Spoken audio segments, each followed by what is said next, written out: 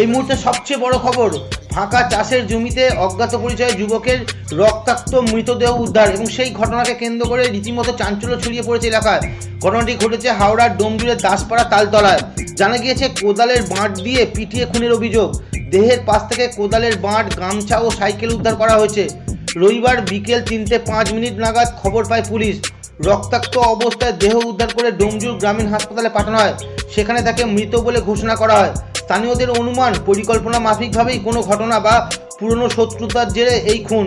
Police জানিয়েছে মৃতের মাথায় গভীর আঘাতের চিহ্ন রয়েছে। মৃতের পরিচয় জানার চেষ্টা চলছে।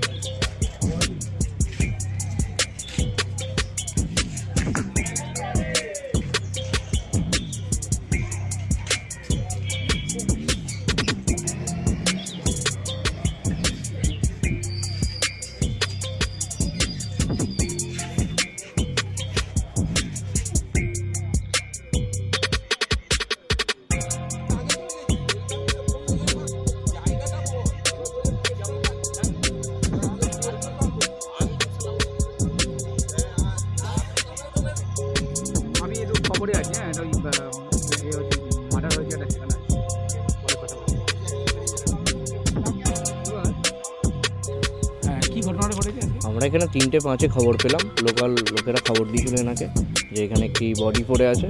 আমরা তৎক্ষণাৎ থানায় জানালাম। থানা থেকে পুলিশ এখানে এলো। আসার পরে বডি উদ্ধার করে নিয়ে গেছে। তার সাথে একটি সাইকেল, দুটো আপনার কোদালের বাঁট, আর এদিকে হচ্ছে আপনার একটা গামছা পাওয়া গেছে। কত বয়স? বয়স আনুমানিক 35-36 এরকম হবে। কীভাবে মানল? আমরা এসে দেখি বডিতে পড়ে আছে, যেন মনে হচ্ছে গল্প করছিল। জুতোটা পাশে খোলা ছিল, আর আপনার লাঠি দিয়ে আঘাত করেছে, মানে কোদালের বাঁট দিয়ে।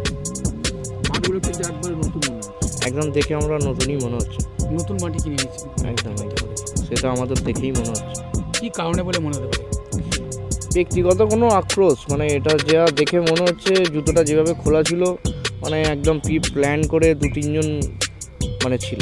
হত্যাকারী কি ডেকে নিয়ে এসছে মনে হচ্ছে? একদম। সাইকেলটা ওইদিকে দূরে ছিল, সাইকেলটা এখান দিয়ে আনা যাবে না বলেই মনে হচ্ছে যতদূর সম্ভব এখানে সাইকেলটা রেখে এখানে এসেছিল। চেনেন এনাকে? চেনেন? একদম আননোন, আমাদের এখানে এলাকার কেউ নয়, অন্য এলাকার হতে পারে, পার্শ্ববর্তী এলাকার হতে পারে। একদম দিনে দুপুরে নির্জন জায়গায় হত্যা, কী বলবেন?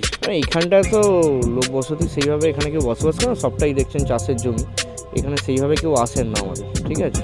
এবার অন্য এরিয়া থেকে যদি কেউ ঢুকে এই ব্যাপারটা করে, এখানে পুলিশ প্রশাসনের কোনো ব্যাপার না, বা আমরা লোকাল লোকও সেইভাবে এটা জানতে পারবো। সঠিক তদন্ত চাইবেন? হ্যাঁ, সঠিক তদন্ত হোক।